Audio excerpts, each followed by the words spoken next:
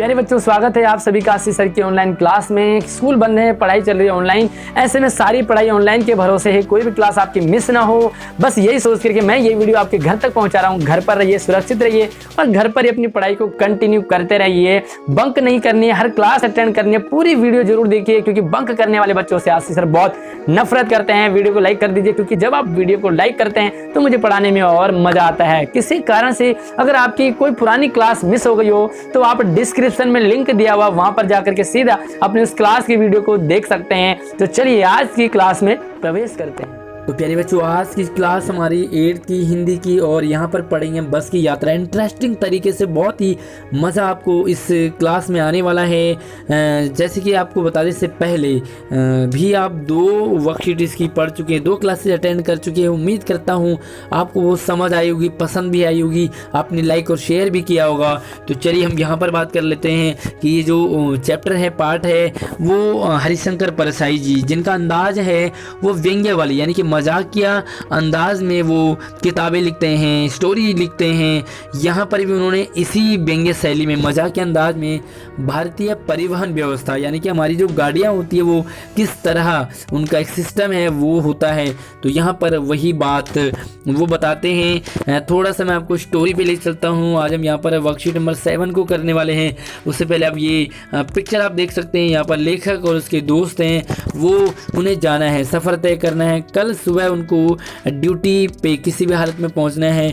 इसके लिए उनको एक ट्रेन पकड़नी होती है, और ट्रेन पकड़ने के लिए उनको इसी ही बस से, जो ये बस में बैठे हुए हैं, इसी बस से उन्हें सफ़र करना ज़रूरी है। यानी कि उनको कंपलसरी है इसी से सफ़र करना, तभी वो जाकर ट्रेन पकड़ सकते हैं और तभी वो सुबह ड्यूटी पर जा सकते हैं। यहाँ पर जो लोग इन्हें छोड़ने आए थे वो ऐसे देख रहे थे कि मानो लेखक का ये अंतिम सफ़र, अंतिम विदाई दे रहे हो। इस बस की अगर आपको मैं बात बता दूं, ये बस बहुत ही ख़तरनाक है, बहुत ही डेंजर है, या ये कहें कि ये बस बहुत ही बूढ़ी है। महात्मा गांधी के ज़माने की ये गाड़ी, तो जिससे कि सफ़र करना थोड़ा सा मुश्किल होगा, बहुत ज़्यादा। तो मज़ाक के अंदाज में हम आगे बढ़ते हैं।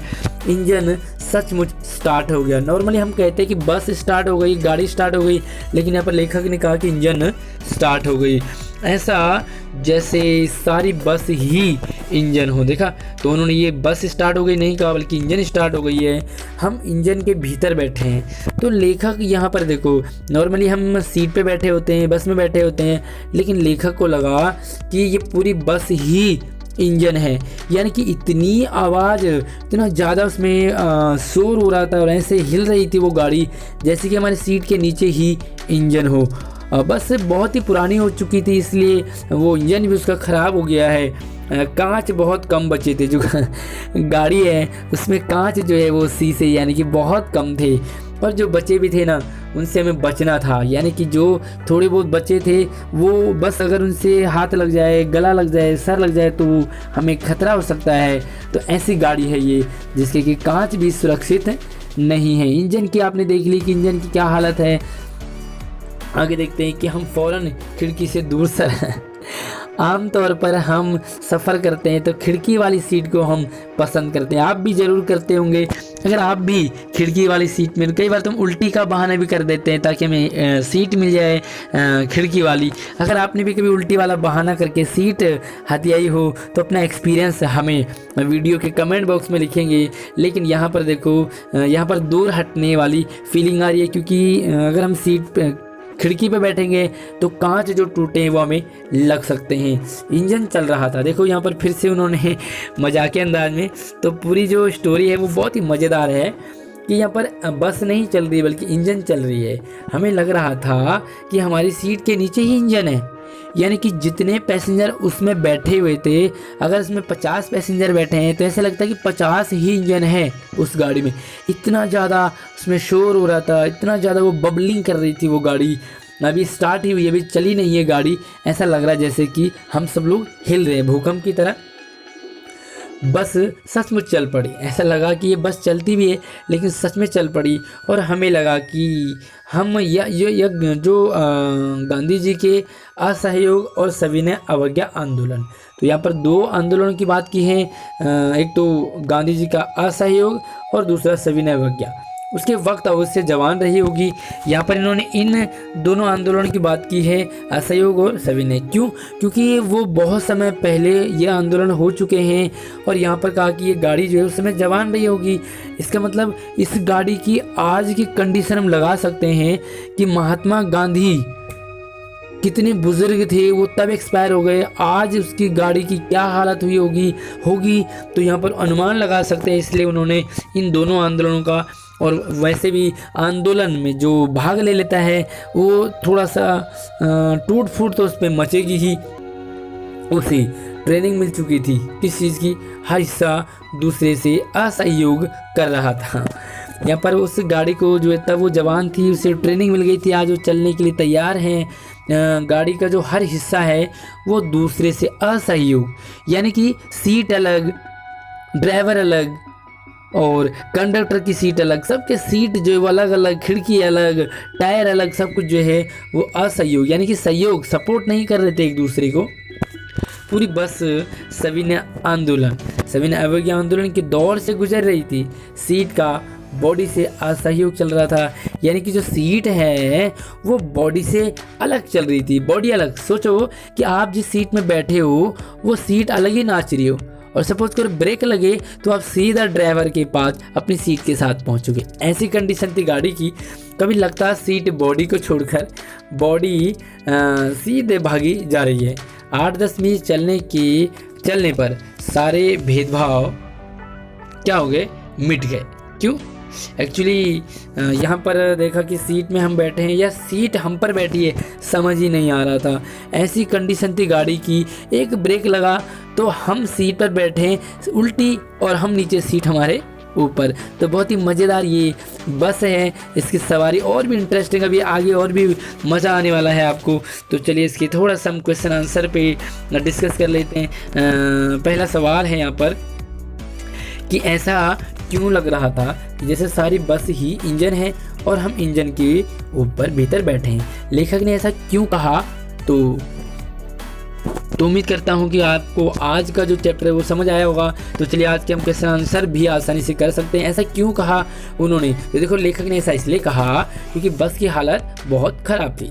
बस का इंजन बहुत पुराना हो चुका था, इससे इतनी तेज़ आवाज़ आ रही थी, साथ ही खड़ी बस इतनी ज़्यादा हिलने लगी मानो पूरी बस ही इंजन हो या लेखक इंजन के ऊपर, बाकी सारे लोग इंजन के ऊपर बैठे हैं। समझ ही नहीं आ रहा था कि इंजन ड्राइवर के पास है या हमारी सीट के नीचे। तो अगले सवाल को थोड़ा सा ध्यान से आप समझे क्योंकि थोड़ा ये घुमाने वाला है कि सविनय अवज्ञा आंदोलन जो कि 1930 में हुआ था, महात्मा गांधी जी के नेतृत्व में अंग्रेजी सरकार से असहयोग, यानी कि उनसे सहयोग नहीं करना हमने। गांधी जी ने अंग्रेजों से कहा, स्वाधीनता प्राप्त करने के लिए किया गया था। इसमें जो अंग्रेजी सरकार है उससे सहयोग न करने की भावना थी। ठीक है, तो आपने ये वाला आंदोलन देख लिया। साथ में देखो, लेखक ने सविनय अवज्ञा का उपयोग बस के संदर्भ में क्यों किया, तो थोड़ा सा आप समझेंगे कि जो उस समय तो ठीक था कि उन्होंने सविनय अवज्ञा इसलिए की थी कि हम उन्हें सपोर्ट नहीं करेंगे, सहयोग नहीं करेंगे, लेकिन आज के संदर्भ में, यहाँ पर बस के संदर्भ में लेखक ने क्यों जोड़ा, तो चलिए इसका आंसर थोड़ा सा सपोर्ट ले लीजिए आंसर का।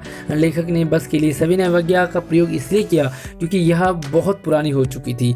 बस की हालत बहुत ज़्यादा ख़राब थी। किसी भी आंदोलन में चीज़ों की हालत क्या हो जाती है, ख़राब हो जाती है। ये बस भी उसी आंदोलन से जुड़ी हुई है, तो बस की हालत भी आंदोलन के कारण ख़राब हो गई। अक्सर बहुत पुरानी चीज़ों को हम क्या कहते हैं, ये महात्मा गांधी के ज़माने की है ना। तो इसीलिए लेखक ने बस की हालत देख करके उसे महात्मा गांधी को उस आंदोलन से जोड़ दिया। साथ में ये बस भी तो स्वयं आंदोलन तो कर रही थी, है ना।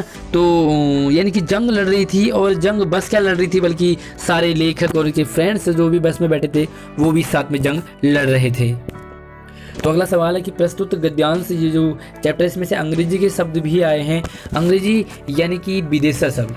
तो आप इस चैप्टर को थोड़ा सा देखिए, आपने उन्हें छांटना है कि वो कौन कौन से शब्द हैं। तो देखो, यहाँ पर पहला शब्द तो आपके लिए रखा हुआ है इंजन, ये शब्द है अंग्रेजी का, इन्हें कहते हैं विदेशी शब्द। ठीक है, विदेशी। स्टार्ट ये हिंदी का नहीं है, ये अंग्रेजी का ही है। साथ में देखो ट्रेनिंग शब्द है, उसके बाद देखो यहाँ पर सीट है, बॉडी है। तो इसी तरह से आपको और भी यहाँ पर बहुत सारे शब्द मिलेंगे, उन शब्दों को लिखना है और आप इसके आंसर में उसे जोड़ोगे। अगली जो एक्टिविटी, एक गतिविधि है कि असहयोग आंदोलन और सविनय अवज्ञा आंदोलन, ये 2 आंदोलनों के बारे में इस कहानी में जो वर्कशीट है उसमें आई है।